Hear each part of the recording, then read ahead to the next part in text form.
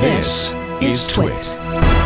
There is a hardware release. I'm curious what you guys think about this. The link I've got is off to the Phoronix article about the AMD Radeon RX 9060. And there's some interesting things with this. For one, from what I understand, the Linux experience on the 9060 out of the box right now is really, really good. Like one of the best deliveries that AMD has ever had as far as, day one Linux support.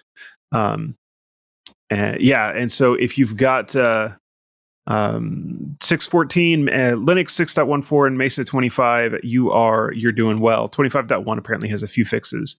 But it is it's in really good shape. So if you do decide to pick one of these up, you can pretty much just plug it in and go to town if you're running a modern system. As far as performance, well, this is not a flagship card. It is very much a budget card. And so it's not winning a whole lot of awards on performance, although in kind of its price range right now and versus the equivalent from last generation, like it is decent. The 16 gig version is decent. I actually saw a few reviewers really ranting about how bad the 8 gig version is. And I'm not sure the price difference to even really comment on what that 8 gig card is for. But from everything I've been seeing, you don't want the 8 gig unless you are just absolutely not wanting to spend any money. In which case, you're probably going to be good with the embedded GPU that's already in your processor. Because I think at this point, basically all of the processors you can buy are going to have an embedded GPU of some sort. It's interesting. I'm curious. Are you guys kind of watching this? Did you see the reviews come out on the 9060? Do you have any thoughts on it? Too expensive for my blood. I mean, for a budget card, it's still like $349, which is kind of a lot. Performance-wise, it does good. Yeah, like you said, it's not a high-end card. It's not,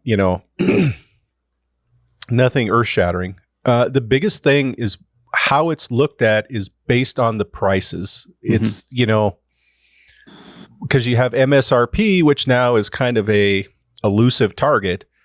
And what are the aftermarket, the partner cards going to be and how much more?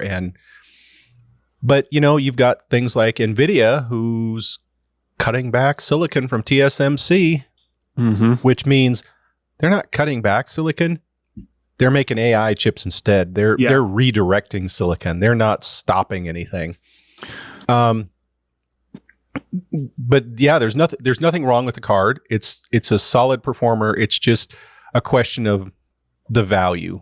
There's a lot of people saying it should have been a little bit cheaper. Should have been like a $299 card or something like that. It should have, which might be a pipe dream, but I mean, there's some simple supply and demand going on here. If silicon space is being used in fab runs for doing AI cards, then that more aggressive demand is going to make the supply more expensive. I mean, we've seen it multiple times. We saw it with Bitcoin. Now we're seeing it with AI. There are these other factors that are driving up the price and down the availability of video cards. And it's kind of unfortunate to see. Like, it's kind of a bummer for gamers. You got to pay more for these things, but it's just the way it is. The realities of the economy and the market. Oh yeah, but yeah, as everybody said, do not buy the 8 gigabyte card. Never ever buy it. Well, you lock yourself out of 1440 and higher resolution gaming. And even if you're like, well, I'm only going to 1080p, that's all I'm going to do. There's some games that even it doesn't do as well because modern games take more memory. And as they put in some AI for, your computer generated opponents and all that kind of stuff, it can take a little bit and they'll have some frame stuttering and 1% lows that are worse on the 8 gig than the 16. And otherwise, they're identical cards. There's no clocking difference. It's simply how many chips they put on the board. But otherwise, they're identical. And I wonder what the thought process was behind selling the 8 gig version. They were trying to capture a specific market segment. Yeah. And NVIDIA was doing it. So somebody in a suit somewhere, a suit and tie, thought, well, we got to do that too. That's what we're going to do. And it's somebody that probably has never really gamed. They don't, oh, I played Minecraft once and I remember Pac-Man. That was pretty cool. How much are you saving between the price wise between the 8 and the 16 gig? I don't remember. It's like $50 or less. It's not much.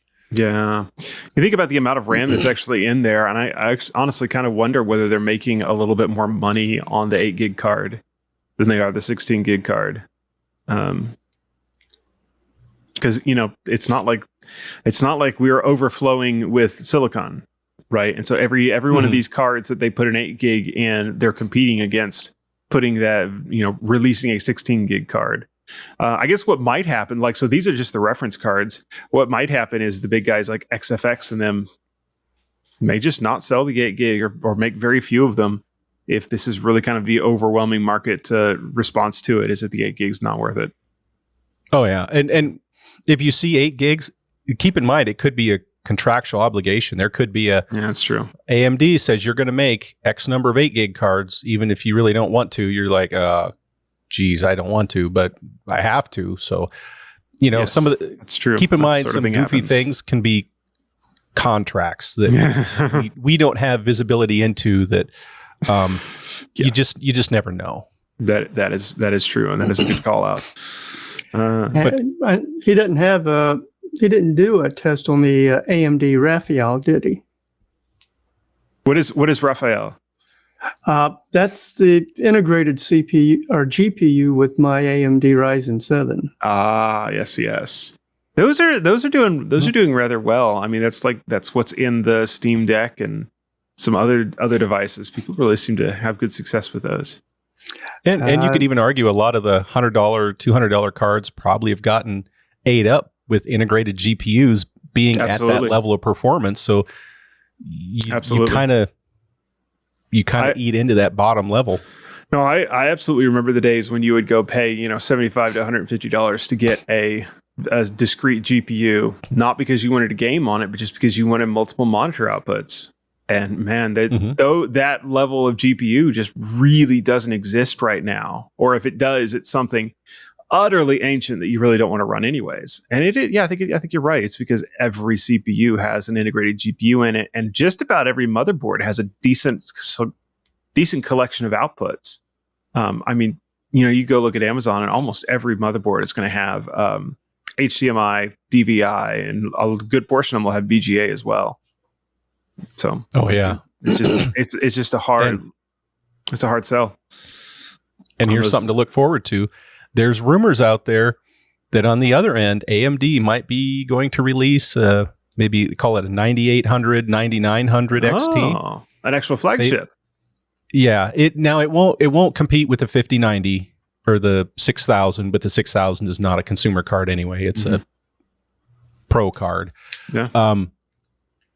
They're talking it might trade blows with the 5080, but it's still very unknown if they're going to do it. But it sounds like the RDNA 4 silicon is well up to the task, so they could crank it up and go. And when you hear about the 9700 XTs, it sounds like there's a lot of headroom in them, and there's they could really fine tune the process a bit and really let them get their legs under them and just really it'd be really interesting to see. And has that been documented? That's rumor at this point. It's rumor. Yeah. That's why I said it hasn't been written up anywhere with any editor. Not with an editor. It's no place that is announcing it as news. Right. There are plenty of places that are talking about it as rumors, but presenting it as rumors. It's forums, it's Twitter, it's known leakers kind of thing. I think the closest thing to a quote official news would probably be Moore's Law is dead. He talked about it from some sources, and some of this is when you hear these leaks, they might have that 9800 XT, and it could but they're also evaluating what's the market, what's it going to cost to sell, what's our current silicon allocation, can we even make this without totally disrupting everything and breaking contracts? So there's a lot that goes into these decisions, not just can we make it. It's like, is it going to benefit us to make it? Because they could say, well, okay, 3% of the people will probably buy it. We're going to have to change these contracts with TSMC or Samsung or whoever they've got their foundry business on some of these allocations with. Can we buy more? Do we have to change a contract and it's going to cost us for a change? And there's a lot that goes into that. Then the question is, what office suite do they use for writing those contracts up with? I can tell you. Hey, it's Leo Laporte. I hope you've enjoyed this little clip from our programming at TWiT.tv. For more, visit our website, TWiT.tv, or subscribe in your favorite podcast client. There's also a link somewhere down there.